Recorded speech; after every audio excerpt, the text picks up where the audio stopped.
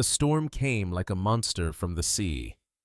Rain hammered the Carolina wetlands' swollen rivers, tore through cypress roots, and every living thing struggled to hold on. In the chaos of that night, one fragile life clung to survival. A red wolf pup, barely larger than a house cat, stranded on a fallen log. Its fur was soaked, its ribs visible, its small body shivering as the floodwaters rose. This was no ordinary wolf. This was the last remnant of a species that once roamed across the southeast, now reduced to barely 24 in the wild. And on this night, as the storm raged, even that fragile hope seemed ready to be washed away. Driving the night patrol, a park ranger scanned the darkness. He expected to find broken fences, fallen trees, never this. A sound pierced the storm, a thin, desperate whimper almost drowned by the roar of the flood. He braked hard, stepped into the rain, and followed the cry. And then, in the beam of his flashlight, he saw it. A red wolf pup, alone, trembling, its eyes locked onto his. The ranger froze. He knew the rules. Never interfere with wild pups. Never touch them. Contact wildlife services. But in that moment, watching the tiny creature fighting for its life, the line between law and humanity blurred. The ranger knelt in the floodwater, heart pounding. He could walk away, call it in, let nature decide. Or he could act knowing that every choice carried consequences. His hand extended. The pup whimpered, then collapsed into his palm, too weak to resist. And in that instant, fate bound them together. One man, one pup. A story of survival, of choices, and of a species clinging to existence. What happened next would change both of their lives forever. Before that night in the flood, the ranger was just another face in a long fight against time. His name was never the point. What mattered was his duty protecting a land that had nearly forgotten what a red wolf even was. He grew up in eastern North Carolina, in a town where the marsh met the farmland. His childhood was marked by muddy boots, fishing lines tangled in reeds, and long summer nights listening to whip-poor-wills call under the stars. From his grandfather, he learned the stories of the land stories, of a time when wolves roamed free, when their howls carried across the pine forests like music. By the time he was born, those howls had vanished. As a young man, he chose the badge of a ranger. His job was not glamorous. It was fences, signs, patrols, paperwork, and endless hours in the swamp. But to him, it was a calling. He wanted to defend what little remained: black bears, bobcats, herons, and most of all, the last fragile line of red wolves. Red wolves once numbered in the thousands. They were the ghostly hunters of the South, smaller than gray wolves, but more elegant, their coats brushed with cinnamon and ash. By the 1980s, relentless hunting and habitat loss drove them to the edge. Only a handful survived in captivity. Against all odds, biologists reintroduced them into the wild here in North Carolina's Albemarle Peninsula. It became the only place on Earth where red wolves ran free. But survival was never guaranteed. Farmers feared for their livestock. Poachers took shots from the roadside. Cars struck wolves on back highways. Floods and storms ripped through dens. In 2024, federal records counted no more than 30 wild red wolves left. A species balanced on the edge of extinction, one storm away from disappearing forever. For the ranger, this wasn't just statistics. It was personal. He had seen the remains of wolves shot illegally. He had carried broken bodies off the road. He had knelt beside dens washed out by floodwaters. Each loss cut deep, but each survivor kept him going. Still, there were limits. The law was strict. A ranger could monitor, document, and report, but he could not take a pup home. He could not play hero. Conservation had rules. Rules meant to protect both humans and wolves. And yet, as he patrolled those wild wetlands, He knew that rules alone couldn't save a species. Sometimes it took a heart willing to risk more. The setting itself was a character an endless expanse of wetlands stretching to the horizon. Bald cypress rose like ancient guardians from black water. Marsh grass waved in salt wind. Red-tailed hawks circled high above. At dawn, the world glowed golden alive with egrets and deer. At night, fog wrapped the land in silence so deep that even a whisper of movement felt like a secret. This was Red Wolf country. Beautiful, dangerous, fragile.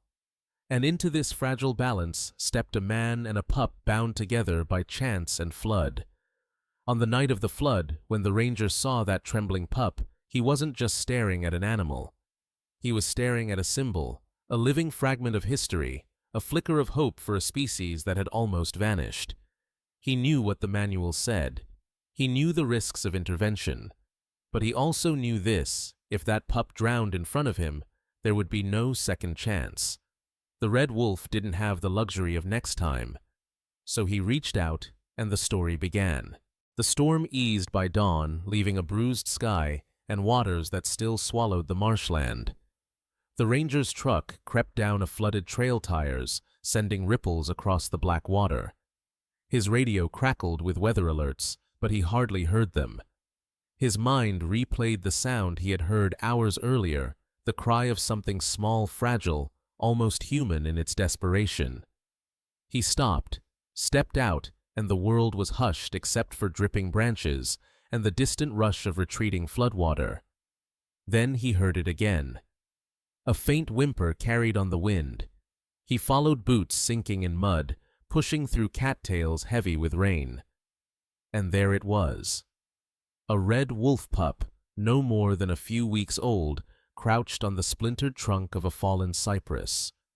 Its fur clung wet to its ribs, trembling with every shallow breath.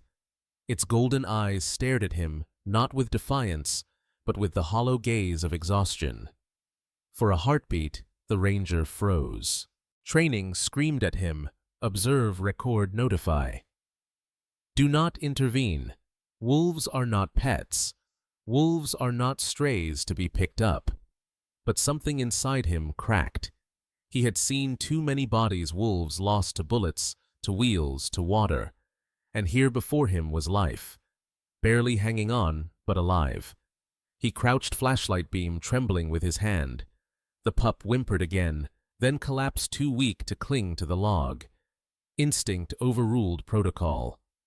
The ranger plunged his arm into the icy water and scooped it up. The pup fit easily into his palm's bones, sharp beneath its skin. He could feel its tiny heart hammering against his thumb, racing like a drum in panic. He whispered without thinking, "You're okay now. I've got you." But even as he spoke, he knew those words were a promise he wasn't sure he could keep. The ranger carried the pup back to his truck, wrapping it in a spare flannel. Every step felt heavier, not from weight, but from the choice he had made. He wasn't rescuing a stray dog. He was interfering with one of the most protected species in the United States. The law demanded restraint. But the sight of that trembling body in his arms told him restraint meant death. Inside the truck, he cranked the heater. The pup stirred weakly, a thin cry escaping its throat. Its nose twitched, scenting the air, and then it pressed closer to his chest. Something ancient passed between them, in that moment, a bridge between man and wild. Driving back toward the ranger station, questions assaulted him. Had the pup's parents drowned? Had the pack abandoned it? Or were they searching even now? Would taking it mean stealing it from its family? Or was he the only reason it would live to see another sunrise? He tightened his grip on the wheel. The decision was already made. He had chosen. Still, fear gnawed at him. Not fear of the pup, but of the world he lived in, a world where one mistake could mean fines, suspension, or worse. But in his heart, the logic was simple. Sometimes rules preserve life, and sometimes they bury it. The pup's eyes fluttered open as the truck bumped along the muddy road. For the first time he saw a flicker of something beyond fear. It was curiosity, a fragile question in those golden eyes. "Who are you, and why have you chosen me?" The ranger didn't have an answer. All he knew was that the bond had been sealed. He drove into the gray dawn carrying more than just a wolf pup. He carried the weight of a species, the burden of choice, and the fragile spark of hope. This was not just a rescue. This was the beginning of a test for the pup, for the ranger, and for the future of the red wolf itself. The ranger carried the red wolf pup into his station cabin just as the morning sun broke over the marsh. The world outside still dripped with stormwater, but inside, silence pressed close. He placed the bundle of flannel on his desk. The pup barely stirred.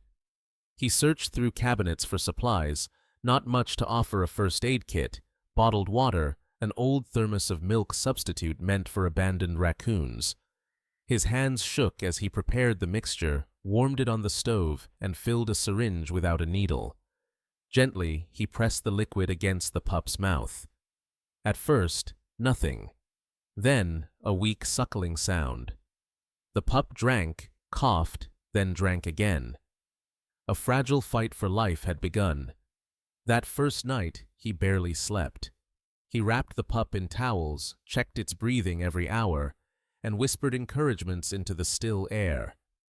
Each sound the pup made, whimper, cough, sigh, was a reminder that life had not yet surrendered.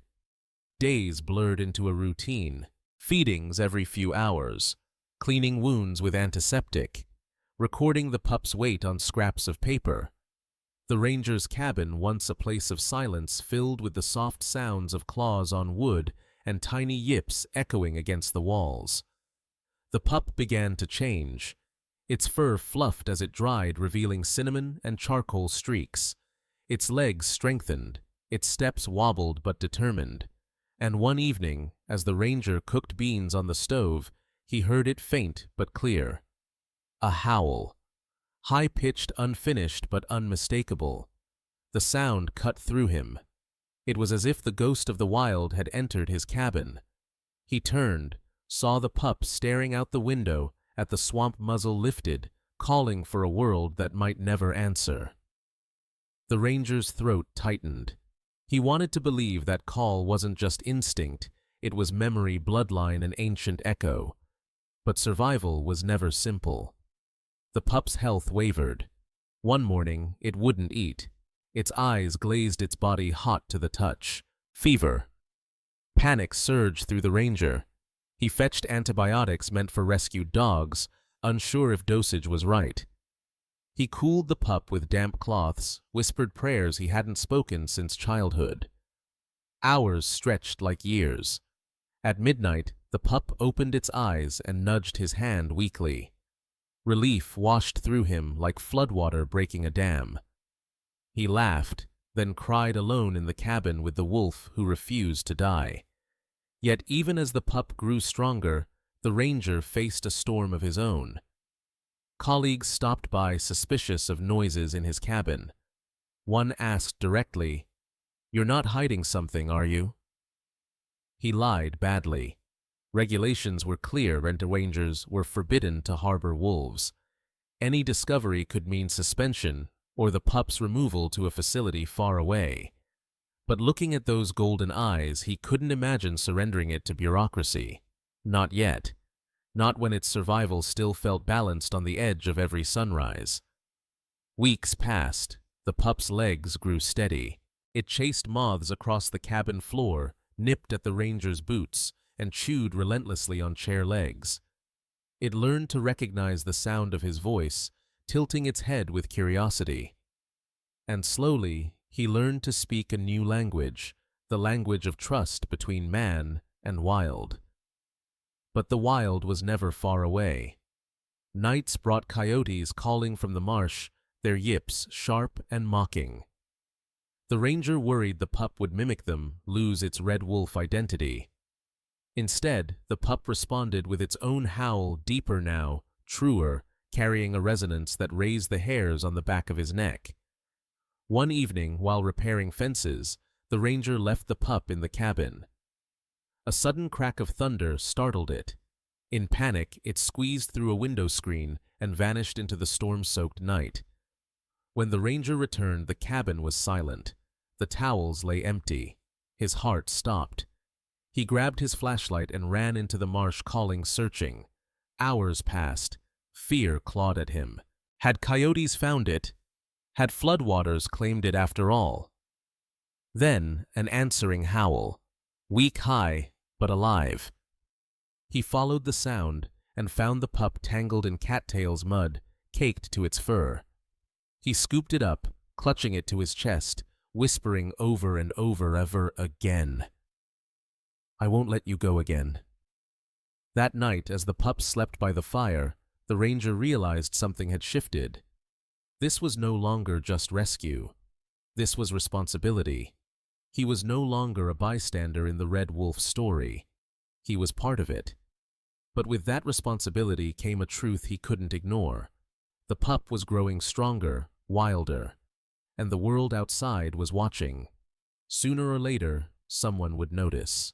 Summer storms had always been part of life in the Carolina wetlands, but this one came with a vengeance. Dark clouds swallowed the horizon, and the air thickened with the electricity of a brewing tempest. The ranger knew the signs.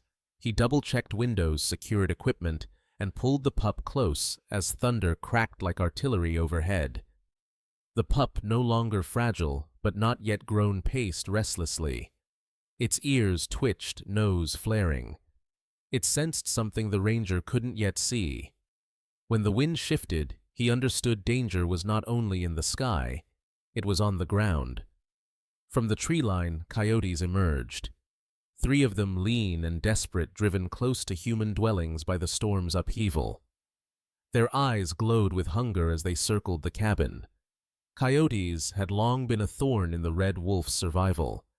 They interbred, diluting the fragile gene pool. They competed for food. And in moments like this, they posed a direct threat. The ranger grabbed his flashlight and stepped outside, heart hammering. He shouted, waved his arms, tried to scare them off. But the coyotes held their ground. The pup, against instinct, stepped out too. Tiny body braced beside the man who had become its guardian. The standoff stretched. Lightning lit the clearing, illuminating a scene that felt primal, man-wolf and the wild challengers who refused to yield. Then the coyotes lunged. The ranger swung a branch, shouting. One coyote fainted, another darted for the pup. In a blur, the pup snapped back, not with the power of an adult, but with the raw instinct of its lineage. It yelped, growled, and for a moment stood taller than its size allowed. The rangers struck the ground, sparks of mud flying. At last, the coyotes scattered into the storm, retreating into darkness. The ranger dropped to his knees, clutching the pup. It shook, panting, eyes wide, but alive. For the first time, he had seen it fight, not just survive, but claim its identity.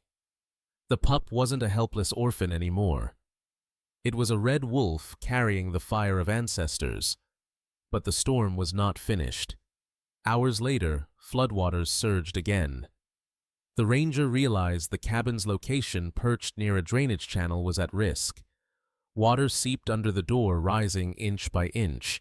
He gathered essentials, flashlight, first aid kit, his radio, and placed the pup inside a waterproof crate padded with blankets. Then, with rain lashing his face, he carried it into the night. The swamp had transformed into a river. Cypress knees vanished beneath currents, and the ranger waded waist-deep, holding the crate above his head. Each step was a battle against sucking mud and unseen debris. Branches whipped past in the torrent. The pup whimpered, but its eyes never left his face. A log struck his leg, nearly toppling him. Pain shot through his knee, but he gritted his teeth and pushed on. The storm roared around him, a chorus of wind, water, and thunder. Somewhere in the chaos, he slipped. The crate tipped, splashing into the flood. The pup paddled furiously inside, paws slamming against the crate walls. The ranger lunged, hands clawing through water, catching the crate just before it vanished downstream. He pulled it close, chest heaving, shouting words lost in the storm. By the time he reached higher ground, a small ridge dotted with live oaks, his body shook with exhaustion. He set the crate down, collapsed beside it, and finally let the tears come. He had nearly lost it. Again. As the storm passed, dawn broke with a strange peace. Mist rose from the marsh, and birds began to sing hesitantly. The pup curled against him, lifted its muzzle, and released a howl. Not weak, not unfinished. A howl that rang across the ridge like a declaration. I am still here. The ranger listened, chest rising with pride and fear. The howl was beautiful, but it was also a reminder. This creature did not belong to him. It belonged to the wild, and the wild was calling louder every day. That night, as he built a small fire to dry their clothes, he understood that their bond had reached its peak. They had fought side by side, survived storms and predators. They were no longer rescuer and rescued, they were partners. But he also knew the truth that followed: partners could not remain together forever. The storm had proven what they both were made of: courage, resilience, and fire. But it also raised the question: neither could escape what happens when survival means letting go. The storm had passed, but with the clear skies came something heavier than thunder: questions. By now the pup had grown stronger. Its legs were longer, its coat thicker, its eyes sharper. It no longer whimpered for milk every few hours. It tested boundaries, sniffing at doors, pacing the edges of the cabin, pausing to stare at the marsh, as though remembering something older than the walls around it. The ranger knew time was running out, not just for the pup's growth, but for his secret. It didn't take long. A colleague stopped by one afternoon delivering supplies. The ranger tried to keep the conversation short, but a muffled yip betrayed him. The man raised an eyebrow. What was that stray dog? The ranger lied. Got lost in the flood. I'm feeding it until I find the owner. The answer earned a skeptical glance. Everyone knew stray dogs didn't sound like that. Word spread quickly. Soon neighbors, farmers, hunters, locals with long memories began whispering. Some feared wolves. They remembered stories of livestock gone missing, of nighttime howls carrying across fields. They didn't want a predator near their land, flood or no flood. The ranger faced them at a town meeting. Voices clashed. One farmer shouted, "Those wolves shouldn't even be here. They're not natural anymore. They're a government experiment." Another demanded, "What happens when they start taking calves? Or worse, when kids cross paths with one?" The ranger tried to explain wolves kept ecosystems balanced. They hunted deer, controlled coyote numbers, restored a rhythm that had been lost. But fear was louder than science. Then came the call from his supervisor. "Rumors are circulating. If you're holding a wolf, you know the consequences. You must report it immediately." The ranger's throat tightened. He mumbled acknowledgement, but gave no confession. Behind closed doors he stared at the pup, which now circled the cabin with restless energy. It wasn't a secret pet. It was an endangered species protected by federal law. Keeping it hidden was a violation of everything his badge stood for. But then the pup would meet his gaze. It would place its paw on his boot, tilt its head, and release a soft, questioning howl. The ranger felt torn in half between the letter of the law and the pull of compassion. And the wolf was growing. No longer a helpless bundle of fur, it could run short distances, its bark transforming into a true howl. Its teeth, once small and harmless, now sharp enough to pierce wood. It was becoming what it was meant to be, which meant it was also becoming impossible to keep. Neighbors reported hearing howls at night. Hunters claimed to see wolf tracks near the swamp. One morning, the ranger found a warning note nailed to his station door: "Wolves don't belong here. Don't make us handle it ourselves." The threat was real.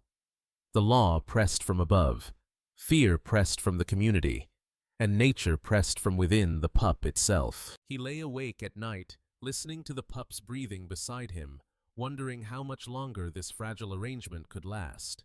His heart longed to keep it safe forever, but his mind knew the world would not allow it. The choice was no longer if he would let the wolf go. The choice was when. The decision had been circling him for weeks, but now it pressed close, impossible to ignore.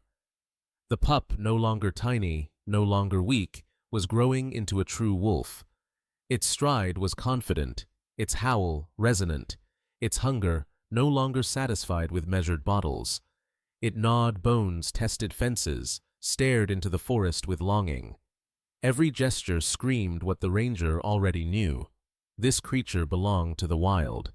But letting go was more than a matter of instinct. It was a matter of love. And love, the ranger realized, sometimes means surrender. The authorities had begun circling. Reports stacked on his desk. Colleagues asked questions he couldn't keep dodging.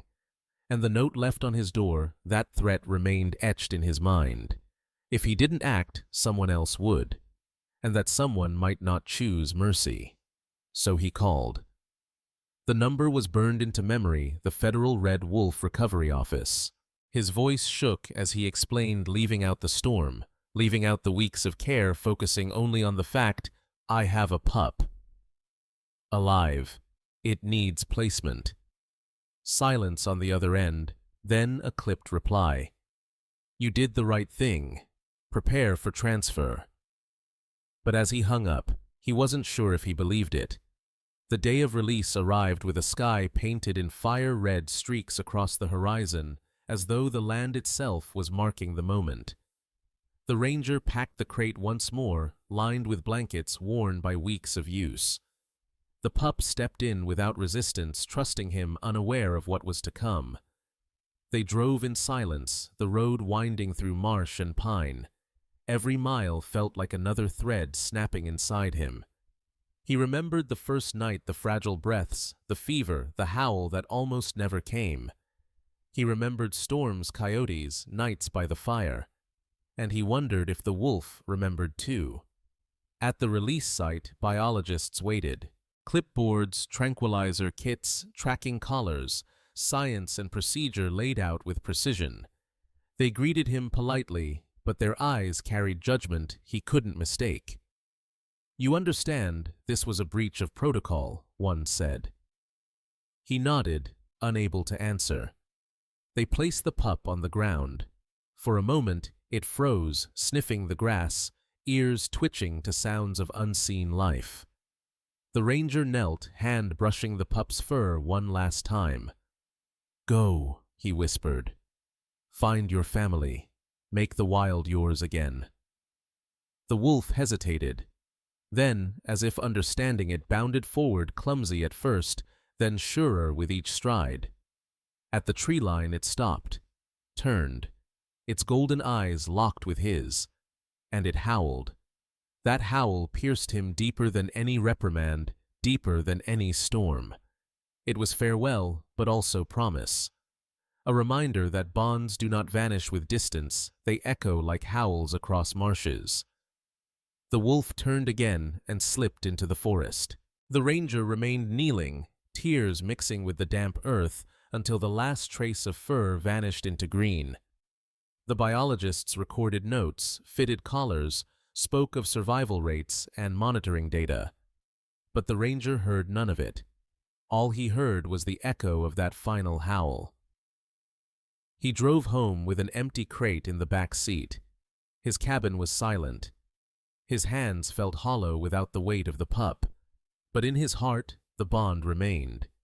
He knew that somewhere in the swamp, a young wolf was running wild and free. And he knew it would always remember the man who gave it a second chance. Weeks passed. The cabin felt hollow without the sound of paws on wood, without the midnight howls that once filled its silence.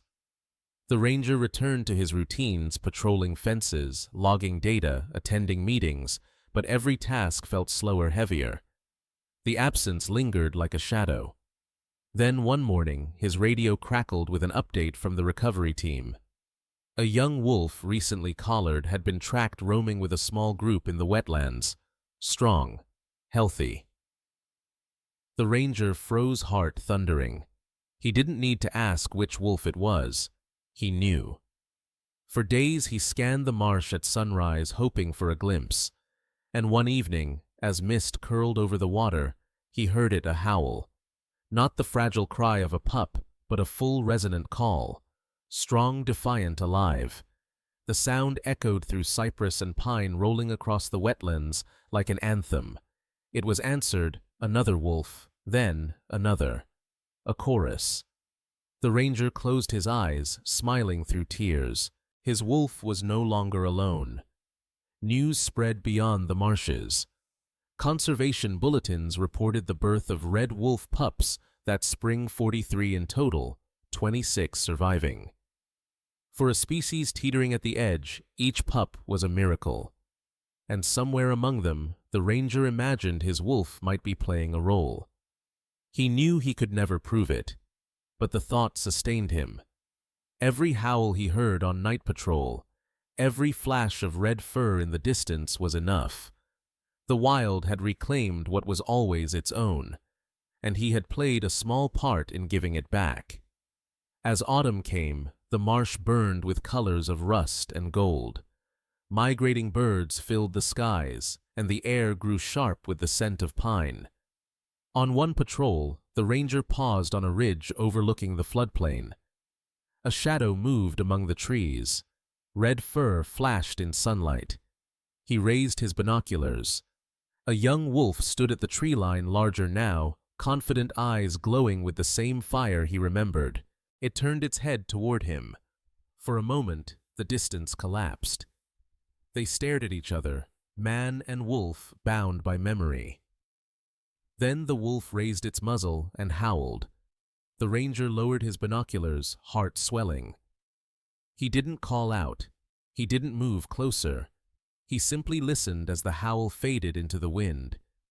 When it ended, the wolf turned and disappeared into the forest.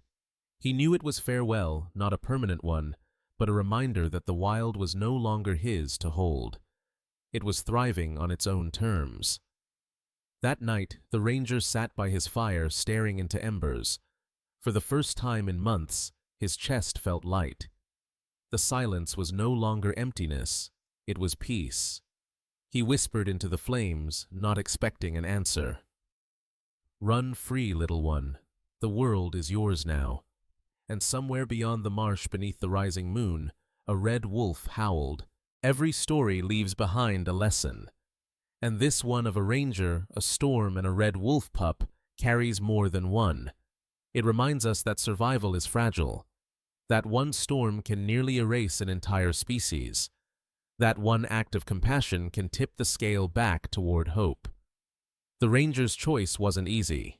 It defied rules, tested laws, and demanded sacrifice. But his decision echoed something deeper, the truth that humans and wild creatures are bound together. Our futures rise and fall as one. The red wolf stands as a symbol. Once erased from the wild, it survived because people refused to let it vanish. Biologists, conservationists, and communities fought sometimes against odds, sometimes against fear, to give it another chance. And still today, that fight continues. Only a handful remain. Each pup matters. Each release matters. Each howl across the wetlands matters. We too have choices. We can turn away, let silence replace the howl, or we can listen, support, and act. Protecting endangered species is not charity, it is responsibility. Because when wolves vanish, ecosystems unravel. And when ecosystems unravel, so do we. Perhaps the greatest lesson is that love doesn't always mean holding on. Sometimes it means letting go, so that what you love can thrive where it belongs. The ranger learned this as he watched the pup vanish into the forest, not lost but found. That howl under the rising moon wasn't